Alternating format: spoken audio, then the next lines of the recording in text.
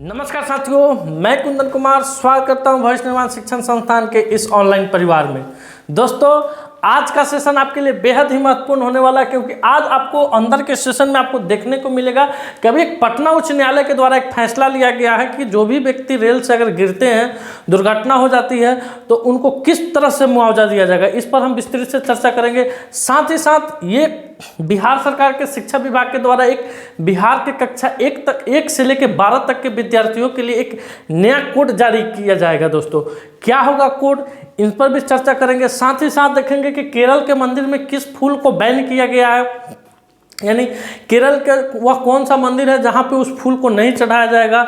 इस पर भी चर्चा करेंगे। तमाम बिंदुओं पर चर्चा करने के लिए हम आपके साथ हाजिर हो रहे हैं। कुंदन कुमार, स्वागत है एक बार फिर से। अगर आप मेरे चैनल पर नए हैं तो चैनल को सब्सक्राइब कीजिएगा, लाइक कीजिएगा और बेल आइकन को जरूर दबाइएगा, ताकि जो भी नोटिफिकेशन हो दोस्तों वो आपके सामने आ जाए। तो चलिए शुरू करते हैं, आगाज करते हैं, श्री गणेश करते हैं आज का इस सेशन का एक शानदार मोटिवेशनल कोटेशन के साथ। नई खाई ठोकरे तो सफर में, नई खाई ठोकरे सफर में, तो मंजिल की अहमियत कैसे जानोगे। अगर नहीं टकराए गलत से तो सही को कैसे पहचानोगे। जाहिर सी बात है दोस्तों, अगर आप सफ़र में चल रहे हैं, किसी पड़ाव में चल रहे हैं, किसी चीज़ की तैयारी कर रहे हैं, उसमें आपको ठोकर नहीं लगे, सपोज दैट आप परीक्षा देने गए, परीक्षा में अगर फेल हो गए, तब आपको परीक्षा की अहमियत का पता चलेगा, रिजल्ट की अहमियत का पता चलेगा। अगर नहीं टकराए गलत से, दुनिया है, इंसान है, किसी आप गलत आदमी से नहीं टकराते हैं तो सही को कैसे पहचानोगे। अगर नहीं टकराए तो चल रहा है ज़िंदगी, अगर जिस दिन टकरा गए उसके कल हो किससे आपको उस आदमी में सही गलत की अच्छाई नज़र आने लगेगी। पिछले वीडियो में दोस्तों आपसे क्वेश्चन पूछा गया था कि बिहार के कितने जिलों में मखाना की खेती शुरू हुई है। इस पे बहुत सारे बच्चों ने कमेंट किया था दोस्तों। बिहार के 10 जिलों में, कितने जिलों में, बिहार के 10 जिलों में अभी हाल फिलहाल में मखाना की खेती शुरू हुई है दोस्तों। अब चलते हैं आज का सवाल। आज का सवाल का पहला क्वेश्चन है दोस्तों मेरा डे से। किस से है? डे से है। क्या है क्वेश्चन कि हाल ही में अंतर्राष्ट्रीय पादप स्वास्थ्य दिवस कब मनाया गया है। हाल ही में अंतर्राष्ट्रीय पादप स्वास्थ्य दिवस कब मनाया गया है दोस्तों? International day of planet health day, यानी जो छोटे छोटे पौधे होते हैं उनके स्वास्थ्य के प्रति लोगों को जागरूक करने के लिए, उनको किस तरह से बचाया जा सके, उनका पर्यावरण में क्या योगदान होता है, इन सब महत्वपूर्ण चीज़ों के लिए लोगों में जागरूकता फैलाने के लिए हर एक साल हम लोग 12 मई को, कब दोस्तों, 12 मई को अंतर्राष्ट्रीय पादप स्वास्थ्य दिवस के रूप में मनाते हैं। अब अगला क्वेश्चन भी आपका है दोस्तों दिवस से कि अंतर्राष्ट्रीय परिवार दिवस कब मनाया जाता है, यानी इंटरनेशनल फैमिली डे कब मनाया जाता है। इसकी शुरुआत कब हुई थी? तो दोस्तों 15 मई को हम लोग इंटरनेशनल फैमिली डे के रूप में मनाते हैं। इसकी सर्वप्रथम शुरुआत संयुक्त राष्ट्र संघ के द्वारा 1993 ईस्वी में हुई थी। कब हुई थी दोस्तों? 1993 ईस्वी में इसको मनाने की घोषणा की गई थी संयुक्त राष्ट्र संघ के द्वारा। कब से? 15 मई से दोस्तों। पूरा निश्चित है, पूरा विश्व एक क्या है, परिवार है दोस्तों। पूरा देश एक परिवार है, पूरा राज्य एक परिवार है, पूरा जिला एक परिवार है, पूरा कस्बा एक परिवार है। आपका परिवार तो आपका परिवार है ही है दोस्तों। तो पूरे विश्व को अपना एक फैमिली मान के चलना चाहिए दोस्तों। इसलिए आज का दिन हम लोग क्या मना रहे हैं? अंतर्राष्ट्रीय परिवार दिवस के रूप में हम लोग इसको सेलिब्रेट कर रहे हैं। अब आपके सामने जो स्क्रीन पर आने वाला है अगला पेज, वो दोस्तों मई माह का दिवस है। मई माह में जो अभी तक आपने दिवस पढ़ा है उन सभी का फटाफट तरीके से, जैसे कि आज तक में ABPP में फटाफट तरीके से दिखाया जाता है। फटाफट तरीके से देखिए, 1 मई अंतर्राष्ट्रीय मजदूर दिवस है। 1 मई को महाराष्ट्र में गुजरात स्थापना दिवस मनाया जाता है। 2 मई को विश्व टूना दिवस, टूना एक मछली होता है दोस्तों। 3 मई को विश्व प्रेस स्वतंत्रता दिवस। 3 मई को ही अंतर्राष्ट्रीय तेंदुआ दिवस मनाते हैं। 4 मई को अंतर्राष्ट्रीय अग्निशामक दिवस, कोयला खनिक दिवस। 6 मई को अंतर्राष्ट्रीय नो डाइट डे। 5 मई को विश्व हास्य दिवस मनाते हैं। 7 मई को दोस्तों विश्व एथलेटिक्स दिवस के रूप में मनाते हैं। 7 मई को हम विश्व अस्थमा दिवस मई माह के प्रथम मंगलवार को मनाते हैं।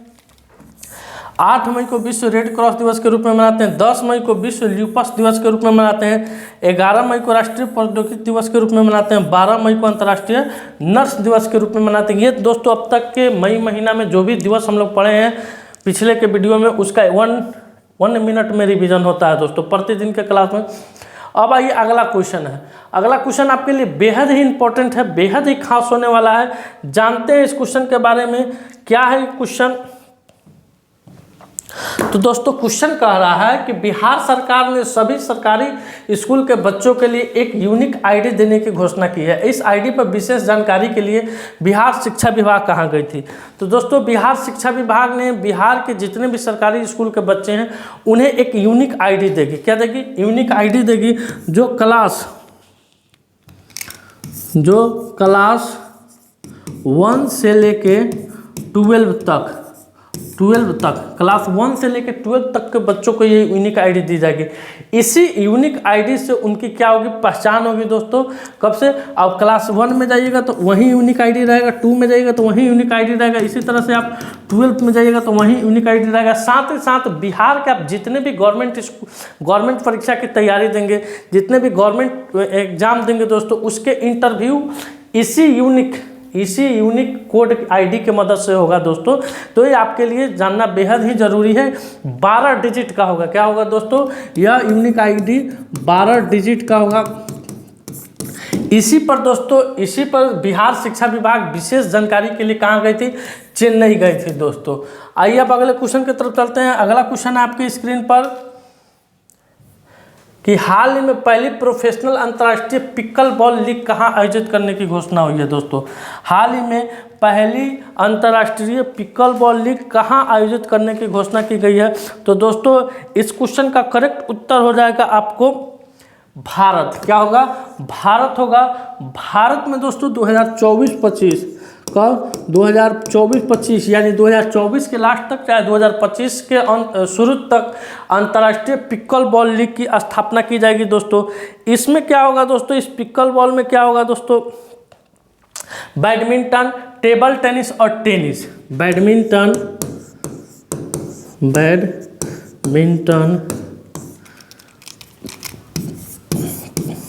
टेबल टेनिस और टेनिस। बैडमिंटन, टेबल टेनिस और टेनिस, इन तीनों खेलों को देखा जाएगा दोस्तों। इसमें 7 से लेकर 70 साल तक, ध्यान दीजिएगा, 7 से लेके 70 साल तक की आयु के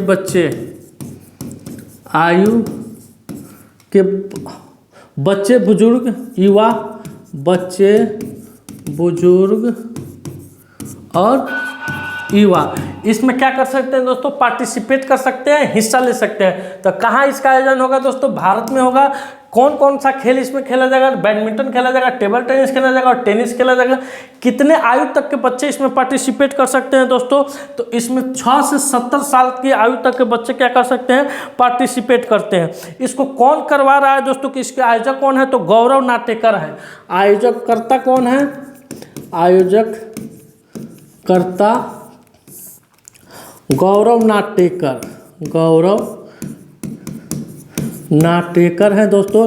नाटेकर कंपनी इनका चलता है। क्या चलता है दोस्तों? नाटेकर कंपनी इनका चलता है। नाटेकर कंपनी के क्या है? मालिक है दोस्तों। इन्हीं के द्वारा इस खेल का क्या किया जाएगा? आयोजन किया जाएगा। अब आइए अगले क्वेश्चन की तरफ। अगला क्वेश्चन है आपके स्क्रीन पर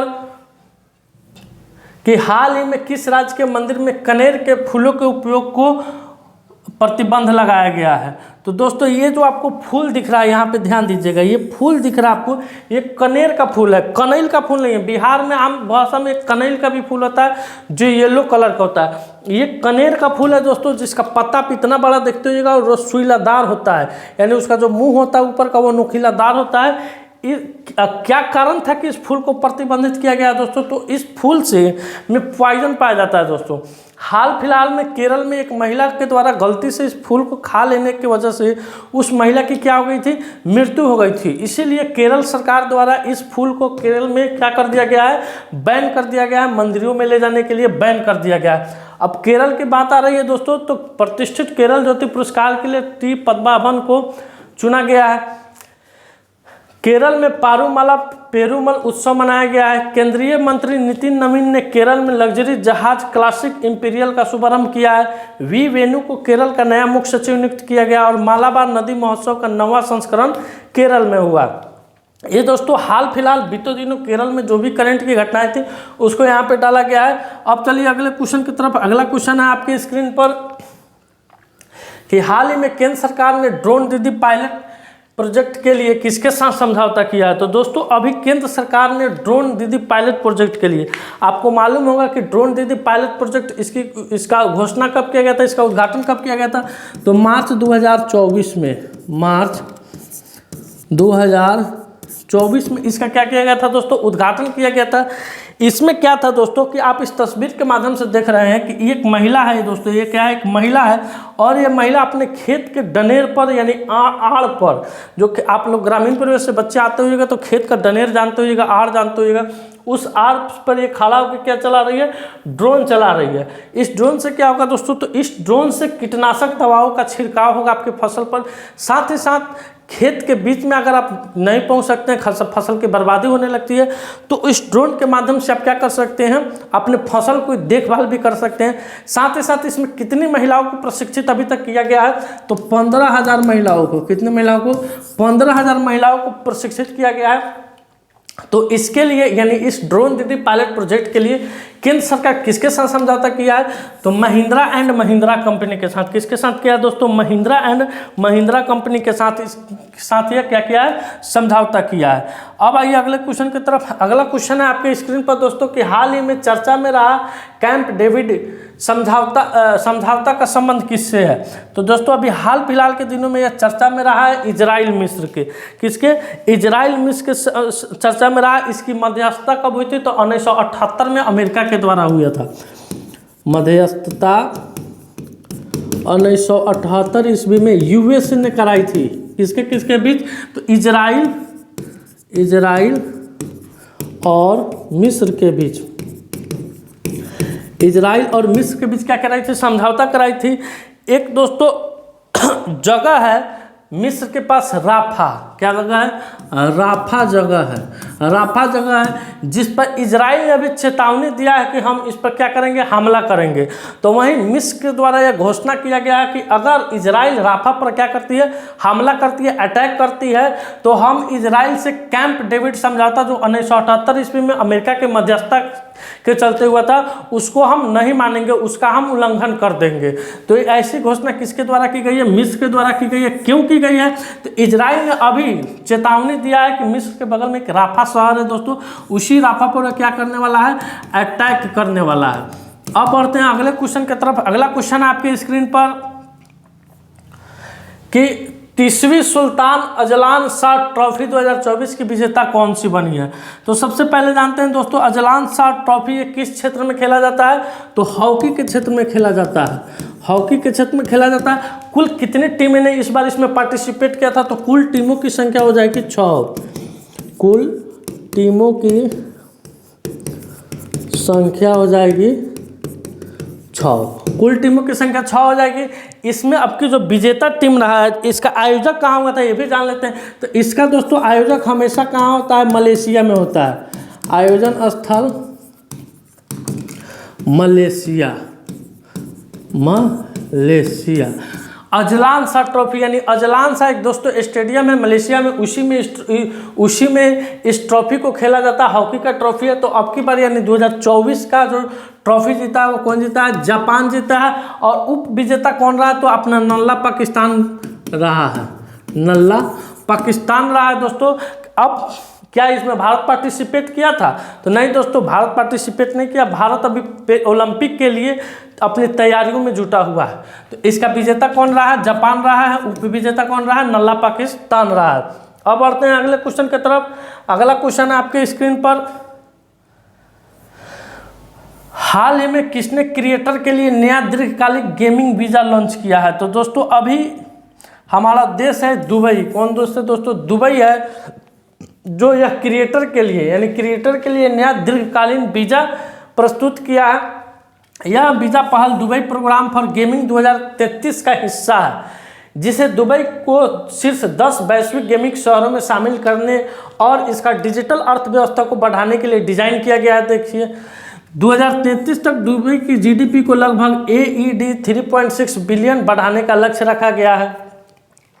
साथ ही साथ यहाँ पे ये भी कहा गया है कि इसका लक्ष्य 2033 तक 30,000 गेम डेवलपर्स को आकर्षित करके दुबई को क्या बनाना है, गेमिंग हब बनाना है दोस्तों।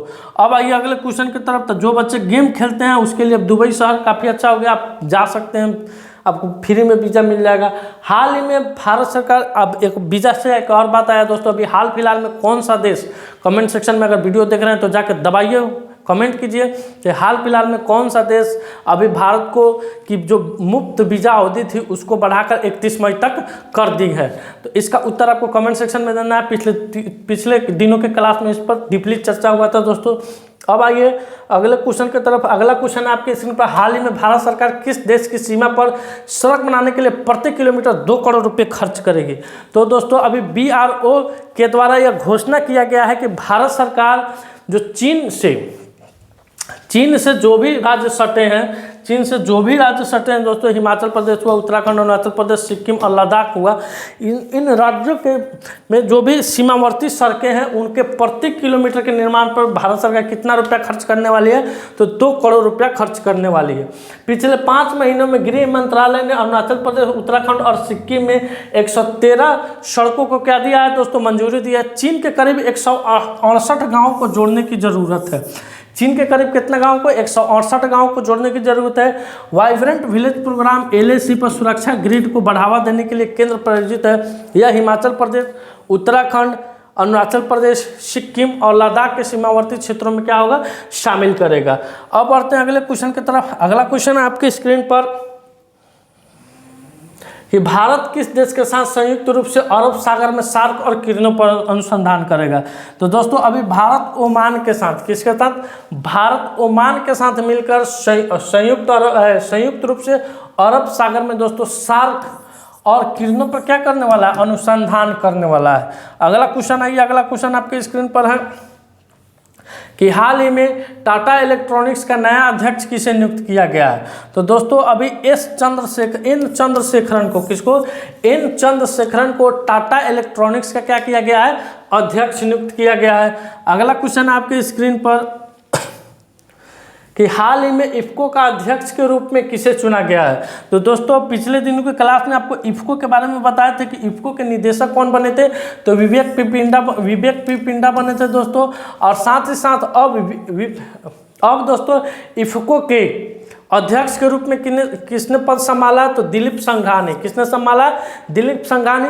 यह भारतीय उर्वरक सहकारी इफ्को ने अपने अध्यक्ष के चुनाव में श्री दिलीप संघानी को इफ्को का क्या किया है, 17वां अध्यक्ष चुना है। तो यहाँ से ये भी पॉइंट आता है कि ये कैवें नंबर के अध्यक्ष है, तो 17वें नंबर के अध्यक्ष है दोस्तों। उसके बाद वह पहले इफ्को के उपाध्यक्ष के रूप में कार्यरत थे। वह गुजरात सरकार के मंत्रिमंडल में कृषि सहकारिता, पशुपालन, मत्स्य पालन, गौ पालन, जेल उत्पाद शुल्क कानून और न्याय और विधायिका और संसदीय मामलों के क्या रहे हैं, पूर्व मंत्री रहे हैं दोस्तों। अब बढ़ते हैं अगले क्वेश्चन पर। ये जो आपके फोटो में दिख रहा है यही क्या है, दिलीप संघानी है। अब देखते हैं अगले क्वेश्चन की तरफ। अगला क्वेश्चन है आपके स्क्रीन पर। ये दोस्तों कुछ महत्वपूर्ण नियुक्तियां है जिसका आप स्क्रीनशॉट ले लीजिए। ये आपके एग्जाम में हमेशा कहा जाता है कि स्क्रीनशॉट लीजिए, आपके लिए बेहद फायदेमंद होने वाला है। अब आइए अगले क्वेश्चन पर कि हाल ही में 85वें यानी 50वें ग्रैंड मास्टर कौन बने हैं? तो दोस्तों अभी श्याम निखिल, कौन, श्याम निखिल अभी 50वें ग्रैंड मास्टर बने हैं। 84वें आपको आर वैशाली हैं, 83वें आदित्य हैं और 82वें आपको परिणीत पुपाल हैं दोस्तों। अब आइए अगले क्वेश्चन की तरफ। अगला क्वेश्चन आपके स्क्रीन पर कि हाल ही में किस राज्य के उच्च न्यायालय द्वारा यह कहा गया है कि कोई व्यक्ति अगर ट्रेन से गिरता है तो तभी मुआवजा का हकदार होगा जब उसके पास टिकट होगा? तो दोस्तों ये बहुत अच्छा घोषणा है। अभी पटना उच्च न्यायालय के द्वारा यह बात कही गई है कि अगर चलती ट्रेन से चाहे ट्रेन पर चढ़ने के समय चाहे उतरने के समय कोई व्यक्ति गिरता है, उसका दुर्घटनाग्रस्त हो जाता है, दुर्घटनाग्रस्त में उसकी मृत्यु हो जाती है या वह घायल हो जाता है, तो उसको केंद्र यानी रेलवे की तरफ से उसी को मुआवजा मिलेगा जो व्यक्ति ट्रेन में टिकट कटाकर चल रहे हैं। बिना टिकट वाले व्यक्ति को, अगर बिना टिकट वाला व्यक्ति कोई गिरता है चाहे जख्मी हो जाता है, तो उसको रेलवे की तरफ से यानी भारतीय रेलवे की तरफ से कोई मुआवजा नहीं दिया जाएगा। अब देखते हैं दोस्तों, ये तो बिहार पटना उच्च न्यायालय कहा है, तो अभी बिहार में एक जोन है। कौन सा जोन है दोस्तों? पूर्व मध्य रेलवे का मुख्यालय कहाँ है? पूर्व मध्य रेलवे का मुख्यालय कहाँ है दोस्तों? पूर्व मध्य रेलवे का मुख्यालय कहाँ है? हाजीपुर में है दोस्तों, हाजीपुर में है। यह किसके द्वारा इसकी स्थापना की गई? तो रामविलास पासवान जी के द्वारा। अब जानते हैं इसकी स्थापना कब हुई थी दोस्तों? तो इसकी स्थापना 1996 में हुई थी। कब हुई थी? 1996 में हुई थी। इसके अंतर्गत कौन कौन से मंडल आते हैं? तो 5 मंडल आते हैं: सोनपुर, समस्तीपुर, दानापुर, मुगलसराय और धनबाद। सोनपुर,